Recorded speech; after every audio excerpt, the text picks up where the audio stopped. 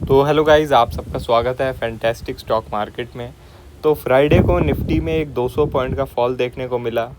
Nifty ने almost day लो पे close किया, वीकली लोज पे हम लोगों ने क्लोजिंग की और अब हम लोग 24,500 के जोन में एंटर कर चुके हैं, जिसके बारे में मैंने आप लोगों से पिछले हफ्ते बात किया था कि निफ्टी 24,500 तक आनी चाहिए और इस हफ्ते आखिरी तक ये 24,500 के ज़ोन में आ चुकी है। अब आगे क्या हो सकता है, तो देखो आप लोग देख सकते हैं यहाँ पे 24,500 के आसपास से निफ्टी ने बहुत बार सपोर्ट लिया, ठीक है, बहुत बार, मल्टीपल टाइम्स, ठीक है। तो अब यहाँ पे आ चुका है। अब क्या ये एक ही बारी में इसे ब्रेक कर देगा? क्या इसे एक ही बारी में ब्रेक कर देगा? मेरे हिसाब से तो देखो, ऐसे लेवल दो तरीके से ब्रेक होते हैं, ठीक है। ऐसे लेवल दो तरीके से ब्रेक होते हैं। पहला है कि भाई एक गैप डाउन हो जाए, ठीक है, एक गैप डाउन हो जाए, जैसा आप लोग देख सकते हैं यहाँ पे, ठीक है।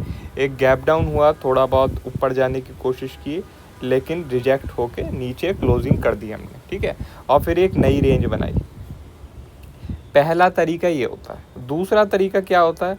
दूसरा तरीका होता है कि भाई हम लोग गैप अप ओपन हों और सुपर कैंडल बनाएं, एक बहुत बड़ी कैंडल बनाएं और फिर इस जोन को ब्रेक कर दें, ठीक है। और गैप अप तो हम हो ही रहे हैं, आप लोग देख ही रहे हैं। गिफ्ट निफ्टी 50-70 पॉइंट के करीब ऊपर है, ठीक है। तो एक गैप अप तो हम लोग हो रहे हैं। माना कि यूएस मार्केट में ज़बरदस्त फॉल हुआ है, आप लोग देखें, डाउ जोन 550, नैस्डैक 450, मगर गिफ्ट निफ्टी को पता नहीं क्या है कि वो 50-70 पॉइंट का गैप अप दिखा रहा है। लेकिन वैसे मैं आपको एक बात बता दूं, ये जो गैप अप है ये लगता नहीं है कि 1 घंटा भी टिकेगा, ठीक है। गैप अप लगता नहीं है 1 घंटा भी टिकेगा। वो जो भी गैप होगा, ठीक है, वो फिल हो जाएगा, ठीक है। जो भी गैप होगा वो मंडे को ही फिल हो जाएगा। उसके बाद फिर आप लोगों को देखना होगा कि भाई ये जो 24,500 वाला जो जोन है ये ब्रेक हो रहा है या नहीं, क्योंकि ये बहुत ही ज़्यादा इम्पॉर्टेंट रहेगा, ठीक है। ये बहुत ही इम्पॉर्टेंट रहेगा क्योंकि इसके नीचे क्या है, एक बहुत बड़ा गैप है, ठीक है। इस गैप के बारे में मैंने आप लोगों से पहले भी काफ़ी बार बात की है, ठीक है। तो ये गैप बहुत तेज़ी से फिर फिल हो सकता है, ठीक है। ये गैप बहुत तेज़ी से फिर फिल हो सकता है, ठीक है। तो इस जोन का आप लोगों को ध्यान रखना। एक बात और बोलूँगा कि आजकल क्या है, एक ट्रेंड चल रहा है कि मार्केट मंडे को एक लो बना देती है। मार्केट मंडे को एक लो बना देती है, उसके बाद 1-2 दिन थोड़ा कंसोलिडेट करती है, फिर थर्सडे फ्राइडे वापस गिनना शुरू कर देती है, ठीक है। आप लोग देखें, ये रहा मंडे, ठीक है। तो मंडे को एक लो लगा दिया, ट्यूसडे को ज़रूर एक गैप डाउन हुआ, लेकिन ओपन लो बना के इसने एक बड़ी ग्रीन कैंडल बना दी, ठीक है। इसके बाद पिछले हफ्ता देखें हम, तो शायद ये है मंडे, हाँ, मंडे को आप लोग देखें एक लो बनाया, फिर 1-2 दिन थोड़ा सा ऊपर गई मार्केट और इसी ऊपर में लोगों ने शुरू कर दिया था, नहीं अब तो भाई वापस 26,000, अब तो 27,000। टेलीग्राम पे मैंने काफ़ी बार अपडेट किया था कि भाई ये 1-2 दिन की तेज़ी से खुश मत हो, 1-2 दिन की तेज़ी से ये मत समझो कि मार्केट अब कोई नया ऑल टाइम हाई बनाने वाली है। यहाँ पे सेलिंग ही आनी है, मगर वही बात है, लोग समझते ही नहीं है। मगर फिर 3 कैंडलों ने सबको सब समझा दिया था, ठीक है। और उससे पिछला हफ्ता देखे तो शायद ये है मंडे, नहीं ये मंडे नहीं है, ये है मंडे, ठीक है। तो आप लोग देखें, मंडे को एक लो बना देती है और फिर 1-2 दिन थोड़ा रेंज बनाती है और थर्सडे फ्राइडे फिर गिरती है, ठीक है। तो ऐसा कुछ हो सकता है अगले हफ्ते भी हो कि भाई गैप अप हो और फिर नीचे आए 24,500 के आसपास से वापस थोड़ा सपोर्ट ले, फिर 1-2 दिन हो सकता है थोड़ा रेंज बनाए, फिर थर्सडे फ्राइडे वापस ब्रेक करके ये जो गैप है इसे भी फिल करा दे, ठीक है। ये चीज़ हो सकती है। और क्या है कि 8 तारीख तक जो है ट्रम्प ने अल्टीमेटम दिया है रशिया को कि भाई तुम 8 तारीख तक ये वॉर रोक दो या कुछ कर दो कि हमें लगे हाँ ये वॉर रुक सकती है, कुछ पीस की बात हो, ठीक है। अगर 8 तारीख तक तुम नहीं करते हो तो भाई हम तुम पे फिर मिलिट्री एक्शन भी ले सकते हैं। अब वो ले ना ले वो बात अलग है, लेकिन हो सकता है भाई कुछ सैंक्शन ही लगा दे, ठीक है।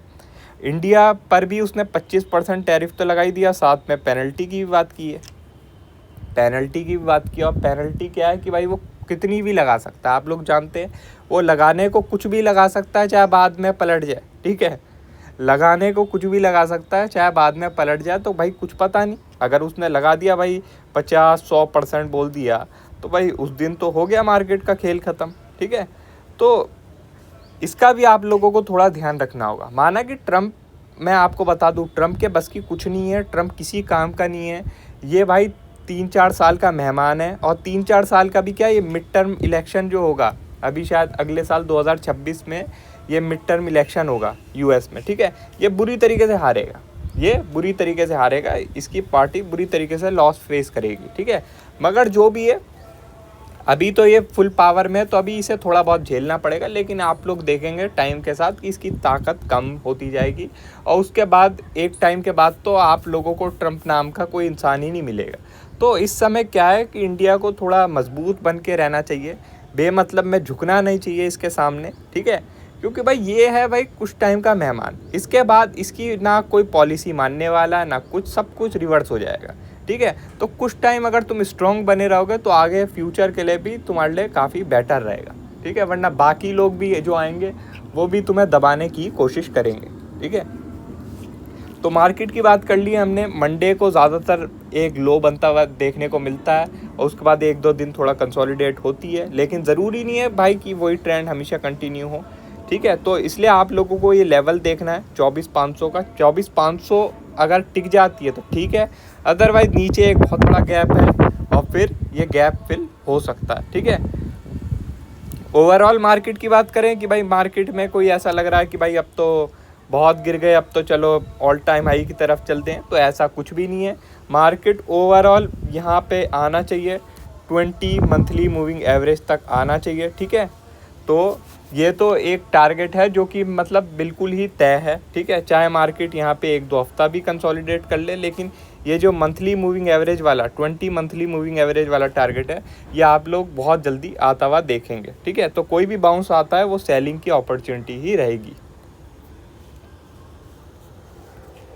बाकी इंडिया विक्स पे भी आप लोग नज़र बनाए रखिए। इंडिया विक्स अब थोड़ा बहुत ऊपर तो जाना शुरू कर दिया है, मगर इसके वैसे मैं लेवल देख रहा हूँ कि कम से कम आप लोग इस साल में वापस इसे 23-24 तक भी जाता हुआ देख सकते हैं, ठीक है। तो 23-24 अगर इंडिया विक्स जाएगा तो ऑप्शन बायर के बहुत मज़े आएंगे। और मैंने आप लोगों से पहले भी बोला था कि बस थोड़ा बहुत टाइम का आप लोगों को वेट करना है, इसके बाद ऑप्शन बायर को बहुत मज़े आने वाले हैं। और मुझे लगता है कि पिछले कुछ टाइम से आप लोगों को समझ में आ रहा होगा कि ऑप्शन बायर का टाइम कैसे बदल चुका है, ठीक है।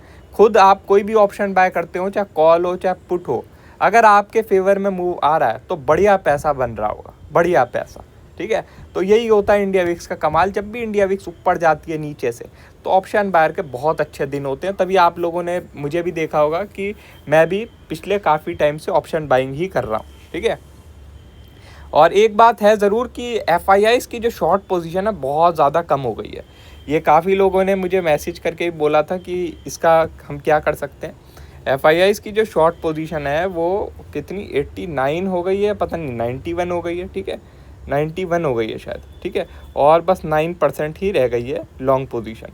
तो इसका क्या करें भाई, ये तो जब भी इतना कम हो जाता है शॉर्ट कवरिंग आती है। तो भाई हाँ, शॉर्ट कवरिंग तो आनी है, ऐसा नहीं है शॉर्ट कवरिंग नहीं आएगी। आप लोगों ने अभी एक्सपायरी वाला दिन देखा था, एक्सपायरी वाले दिन कितनी भयंकर शॉर्ट कवरिंग आई थी। तब मैंने वैसे आपको सुबह ही अपडेट कर दिया था कि भाई हम प्रीवियस सपोर्ट के आसपास हैं, तो यहाँ पे सेल नहीं करना है, ठीक है। और फिर यहाँ पे मैंने आपको 24,900 के आसपास बोला था कि अब ये रेजिस्टेंस की तरह काम करेगा। थोड़ा सा हाँ ऊपर निकला है ये, लेकिन वही बात है, यूफोरिया के केस में कभी कभी थोड़ा एक्सटेंड हो जाता है, लेकिन फिर ज़बरदस्त सेलिंग आई, ठीक है। तो जो FIIs की इतनी कम शॉर्ट पोजीशन, मतलब इतनी कम लॉन्ग पोजीशन हो गई है और शॉर्ट पोजीशन इतनी ज़्यादा हो गई है, तो उसकी वजह से देखो शॉर्ट कवरिंग तो आनी है, और ऐसी एक्सट्रीम ही आएगी।